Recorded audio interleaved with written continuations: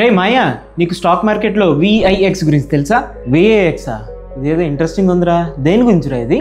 రే, ఇది super powerful tool రా బాబు. మనకి మార్కెట్లో ట్రేడర్స్ ఉంటారు కదా, వాళ్ళకి మార్కెట్ వాలటాలిటీ ఉంటుంది కదా, దాన్ని అర్థం చేసుకోవడానికి మంచి టూల్ అనమాట ఇది. నువ్వు ఇంకా సింపుల్గా అర్థం చేసుకోవాలంటే నీకు మూడ్ స్వింగ్స్ మారుతుంటాయి కదా, అలాగే ఇది నిఫ్టీ ఇండెక్స్ యొక్క మూడ్ ఇండికేటర్ అనుకో. ఫర్ ఎగ్జాంపుల్ ఇండియా యొక్క విఐఎక్స్ 15% ఉందంటే నువ్వేం అర్థం చేసుకోవాలంటే ఈ నిఫ్టీ ఇండెక్స్ ఉంది కదా, నెక్స్ట్ 1 yearలో 15% అప్ కానీ డౌన్ కానీ అయ్యే ఛాన్స్ అయితే ఉంటుందన్నమాట. సో ఇది మనకి స్టాక్ మార్కెట్ ఎలా ఫీల్ అవుతుందని ప్రిడిక్ట్ చేస్తుందా? ఎగ్జాక్ట్లీ రా.